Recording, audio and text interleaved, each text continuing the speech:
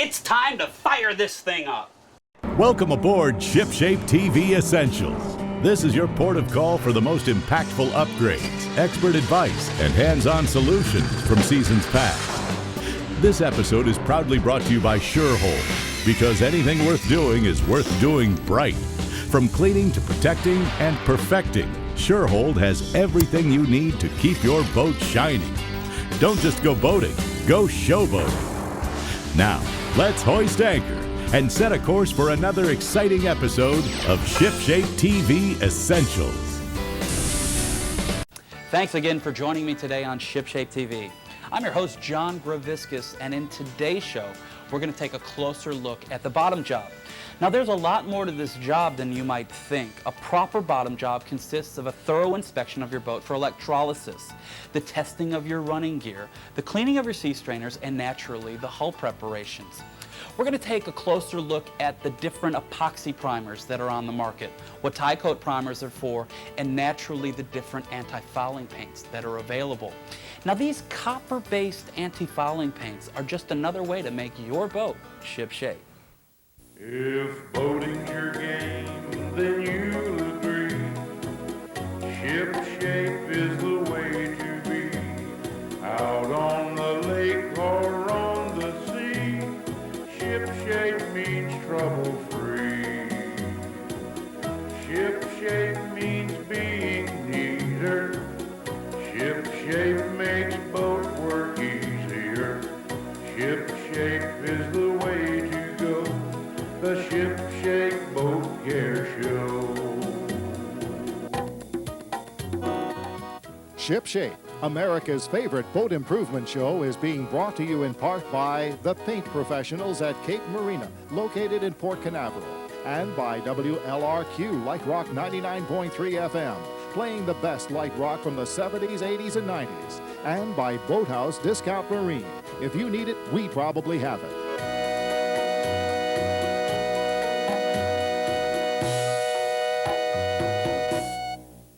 I'm at my home base in Palm Beach Gardens, Florida, Seminole Boat Yard, and the first thing we need to do is haul the boat out of the water. Let's go outside and take a look. We're using a 70-ton travel lift for this procedure. Notice the straps. They're made out of a material that's nylon, and this is what we actually use to lift the boat out of the water. Our travel lift operator is Gary Homack. Now, Gary, is there anything that we need to take into consideration when we're hauling this boat out? Sure, John. We have to make sure that the boat is first balanced, front and back, that it's not going to fall out of the straps. And we have to make sure that the straps aren't going to bend the shaft, break transducers, or break spray rails, things of that sort. Well, we're going to pressure clean it next. Let's move the boat. Okay, John.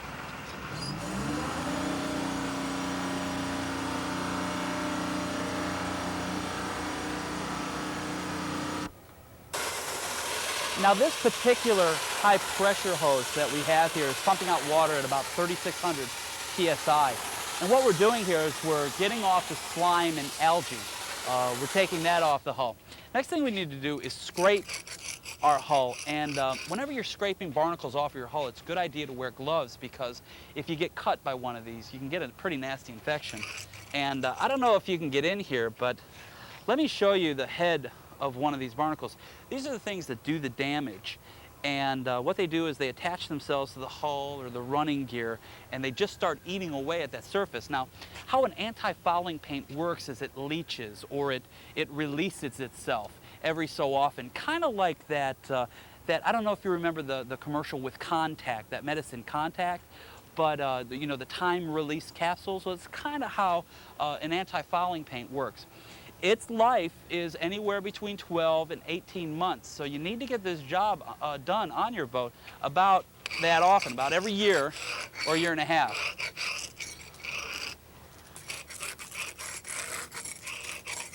Now we need to block the boat. We're going to do that by putting most of the weight of the boat on the keel and using keel blocks. Now, some boats have hollow keels, and you're not able to do that. You have to spread the weight out with the use of something called a jack stand. And basically what you're looking for is you're looking to distribute the weight between the keel and the chine, which is this area of the boat right here. Now, these jack stands are pretty stout. They'll handle up to 16,000 pounds apiece. but what you're looking for when you're placing them is a solid area, like a bulkhead or a stringer.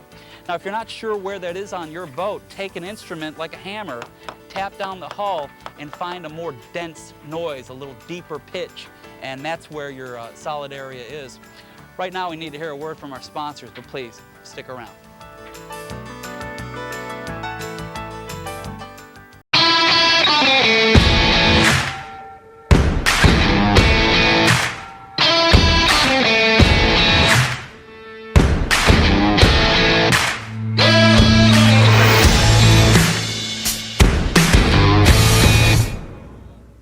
Welcome back to ShipShape TV. I'm John Greviskis, and this is Gary Homack, and we've been talking about bottom jobs today on the show.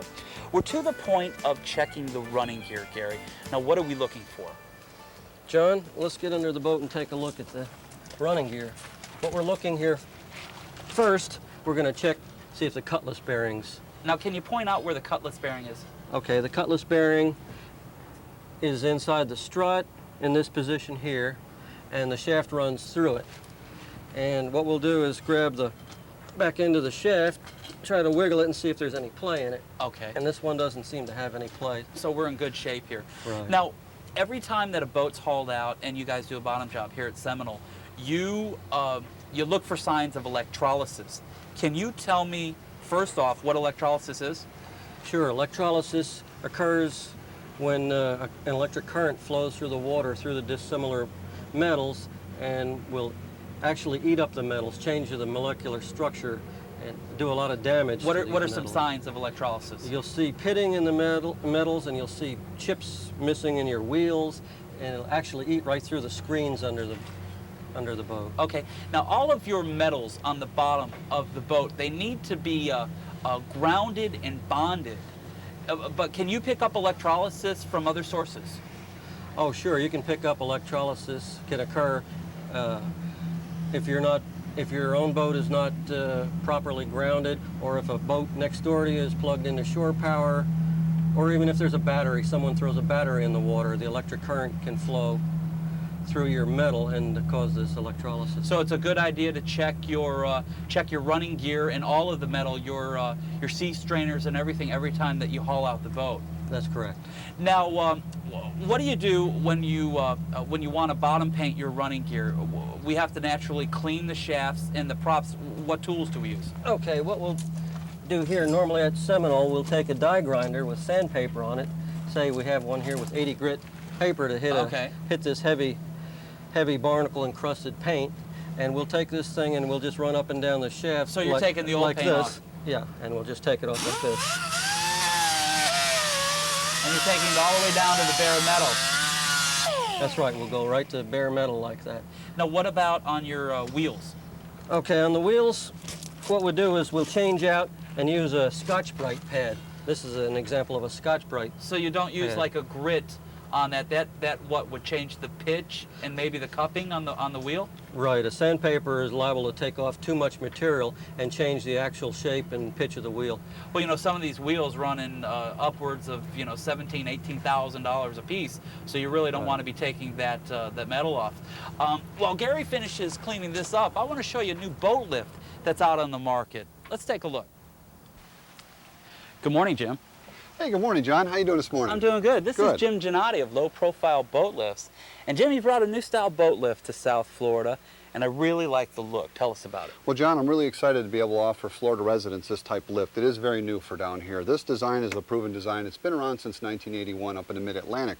I brought it here to Florida. I've got the South Florida distributorship for this lift, so it's a proven design. Well, I see that you don't have the ugly beams that go across here. How does this thing work? John, it's really a simple lift. Basically, we can lift the bow and the stern independently of one another, so there's no need to have I-beams running across the top of your pilings with cabling hanging down. Well, traditionally, you run a lift port and starboard. That's correct. So you're saying that you can run this one bow and stern. Well, that's got to help on drainage. Well, it sure does, John, especially to being down here in Florida with all the rain we get. Let me demonstrate something to you here. I'll raise the bow engine, and notice that I can raise it independently of the stern. This will create right here about a 10-degree angle, and this would be sufficient to allow all your rainwater to run off your canvas and out of your bilge, and out of your scuppers and right bilges. out the scuppers. That is fantastic. Yeah. That's a great feature. How are the engines driven?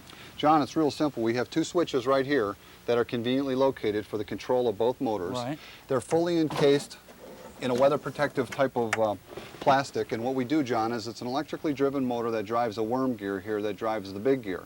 This is a positive lock system, John, so if we ever had a problem with the cable snap, or I mean the belt snapping here, this particular lift couldn't go anywhere. It stays in its present position. Well, you know, you touched on something there. Traditional lifts are cable driven, and if a cable does snap, you've got problems. Well, traditionally what you have on most of your lifts is they're chain driven. It's a chain drive system with a sprocket, and if the chain should break, the boat could then fall port or starboard depending on which engine snapped or broke, and then you would have a real problem on your hands. This particular style, it does use cabling, but John, it's out of sight. As you can see here on the back side of this piling, the cabling goes down here to the sheave on the beam and then makes a 90-degree turn and runs out this way to your outrigger piling.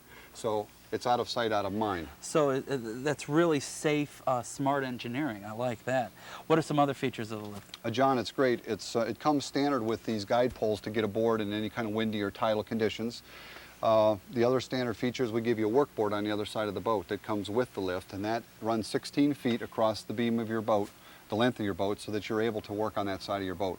Well, I guess one of the reasons that they developed this lift is to give a homeowner, a waterfront homeowner, the look of really having a luxurious piece of property.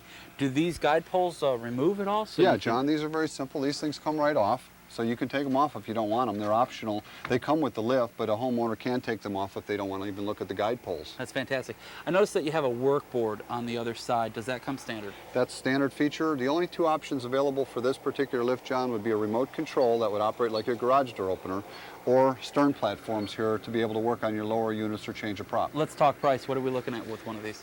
Installed, John, without piling work and without electrical work and pulling permits, the cost of permits vary. We're looking at under $5,000 installed for the 8,000. So it's very reasonable. So you do lifts from 8,000 pounds to 35,000 pounds. Now this is what, an 8,000 pound lift? John, this is our entry-level lift at 8,000 pounds. Yes, it is. And we go all the way up to 35,000 pounds. This is accommodating a 25-foot boat. The 35,000 pound size-wise. We can get up to 40 foot on that, John. Okay, great. Anything for small, and there's a lot of personal watercrafts people are buying, anything for that? Yeah, we've got some great products for that, John. We can put 2 wave runners on one of our little biddy lifts at one time, or we can put a small jet boat on a biddy lift by itself. And they're single piling mounted, and they operate like on an elevator type system. Very, very efficient. Great. Well, Jim, how do we get a hold of you? John, it's real simple. Give us a call toll-free in Florida here at 1-888-280-LIFT. Jim, we've got to head back to the boatyard and finish up our bottom paint episode. Thanks for showing us the lift. John, thank you. Appreciate it. Bye-bye.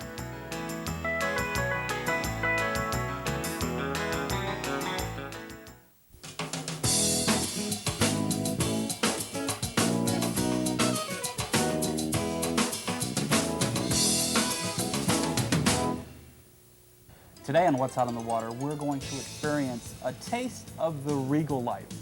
We're on the 258 Regal with our good friend Kevin Lucas of Boat Tree in Orlando. And Kevin, we're on a very big, beamy boat. Tell us about it. It's a 9-1 beam, John. It's the widest 25, 26-foot cruiser on the market. Has twin application as far as the power, engine power, which is very unique for a 25, 26-foot boat. That really is. What I like most about the boat is the versatility. This is a cruiser, but yet there's some amenities on this that make it a lot more versatile than just cruising. Tell us about that. First would be the collapsible rear seat here. A lot of boats have the seats that are not removable or not collapsible, which get in the way sometimes. For fishing, for diving, we try and sell versatility. Regal builds versatility. Absolutely. So this is like one of those sport utility cars out in the market today. Right. And but we're looking at it in a boat, but we're looking at a lot of luxury with this boat. What I like most is down in the cabin, the amount of room that you have. A lot of headroom. 6'3" as far as the height in the cabin, which accommodates larger people, taller people. Now, the forward berth is a nice dinette, area, but that also converts into a bed. Is that correct? Yes, it's correct. Nice. And you also have an aft cabin. So how many people are we looking at sleeping on this boat? It sleeps 4 comfortably, even 2 with a collapsible rear seat. You could even sleep 2 more outside. That's fantastic. Let's talk about the galley. I see a nice Corian counter, electric range, refrigerator, and I know this sounds a little trite, but you have a deep sink in the galley. And if you've ever experienced a shallow sink, you know, it'll splash and kind of hit you up. So Regal's really thought of a lot of the little things to make your life a lot easier. Yes, they have. Nice head, stand-up head, shower, sink, a lot of storage on this boat, a lot of storage. Let's talk about, again, how the boat is powered. Normally it gets powered with a 350 block as a standard engine. Volvo Penta is what we power it with, fuel-injected dual prop system, and an optional twin engines application. What kind of fuel capacity do we have here, Kevin? 65-gallon fuel capacity. So plenty of fuel capacity. Like if you wanted to take this boat and cruise on over to the Bahamas and back, you're going to be able to make it with plenty of gas left over. And that you know, that's just really smart. Let's talk price on the boat. The boat sells for anywhere between $40,000 and $45,000, and that's loaded. Right. There's not very There's many options. a lot of things standard on this boat. This is going to take a while, but let's go through that standard list. What do we have? It comes standard with a compass, a depth gauge, carbon monoxide detector, 12-volt accessory. Well, back plug. up. Let's get to that carbon monoxide detector. Let's talk about why that's so important. Regal's putting this on all their boats. They're putting it on all the cabin boats for 1997 as a safety feature, pretty much leading the industry, say, as far as safety. Exactly. So if you're at port and you're sleeping or whatever, and carbon monoxide is getting into the cabin, it's going to sound off like a fire alarm. Exactly. And get you aware of it. This is important stuff, folks. You'll want to preview this boat. Let's talk about some of the other amenities. It comes standard with trim tabs, full canvas on the boat, shore power, dual battery system, battery charger converter, microwave. Fantastic price on the boat. $40,000 to $45,000. $40,000 to $45,000 equates to a monthly payment of? About $375 to $390. Okay, Kevin, how do we get to a boat tree? You have 2 locations. Yes, we do. One in Melbourne on US 1 and Sarner Road. Correct. And one here in Orlando, which is right off of I-4. Right off of I-4 to John Young Parkway. Take a left on John Young Parkway, 1 block down. To 33rd Street, 33rd make a Street. left, come to Boat Tree. You actually have this 258 up on the roof. Talk about putting a boat on a pedestal. It's well worth your time to come down and see this boat, check it out, price it out. The guys at Boat Tree are the people to do business with. Take care. Welcome back to ShipShape TV. We're to the point of the show where we're going to look at some of the products available for the bottom job. And the first thing I want to show you are the epoxy primers.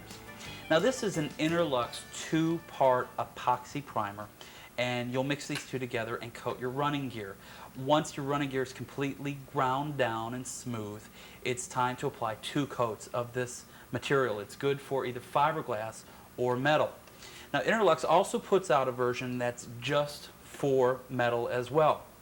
Now Sue out here at Seminole Boat Yard sells all of these products to the public. And Sue, after you put the 2 coats of the epoxy primer on, you recommend putting a coat of this Petit tie coat primer. Why is that? This makes a much better bond between your anti-fouling paint and your epoxy primer.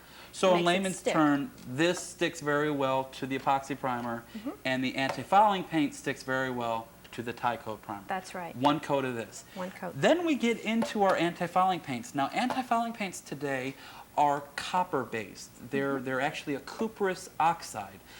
Copper is very good at killing plant life, but barnacles are animal life. What's up with that? Well, we use the copper-based because we have to. Now, the government has outlawed the tin-based paints that we used to be able to use for the barnacles. Okay. They've outlawed it because it also kills the crustaceans, the shrimp, the lobster, everything else on the reef. So the cuprous oxide anti-fouling paint is much more environmentally friendly. That's correct. Fantastic. You have different percentages on your anti-fouling paints with this cuprous oxide. 40% low side to 75%. How do you determine what's right for your boat? Normally, we know what's on the boat based on your records from previous painting jobs, or we can tell by the color the smell, and how fast it comes off on your hand. Then we know how soft or hard the paint is. Okay. Now, you're saying that it's a good idea to use the same brand bottom paint that was on the boat originally. That's correct. Then you know that it's compatible. Okay, that's what you're looking for, is compatibility. Right. So with the copper-based paint, this is for fiberglass boats, naturally. What about aluminum hulls? For the aluminum, we use the tributyl tin-based paints. Okay. We can only use the tributyl tin on boats over 82 feet or aluminum boats of any size. So if you put copper onto an aluminum hull, you'd actually be creating electrolysis. You'd be making a battery, in That's essence. right. Okay, super. Neat stuff. One tip that I wanted to share with you guys is if you're painting your fiberglass hull with the copper-based anti-fouling paint, don't make the mistake of matching your outdrive with this. What's going to happen is a copper-based paint on an aluminum outdrive, you're going to eat that outdrive up. Instead, use a tin-based anti-fouling paint. Now, this is an unrestricted use. You can use this on your aluminum outdrives. It's a spray. Sue, I can't thank you enough for being on the show. Thank you. And thank your husband, Gary, as well. I'd like to thank all the guys out here at Seminole Boat Yard for making the show possible. We've got to go right now, but please, watch us next week, the same time, on the same channel. Until then, keep your boat ship-shape. If boating's your game, then you'll agree. Ship shape is the way to be. Out on the lake or on the sea, ship shape means trouble-free. Ship shape means being neater. Ship shape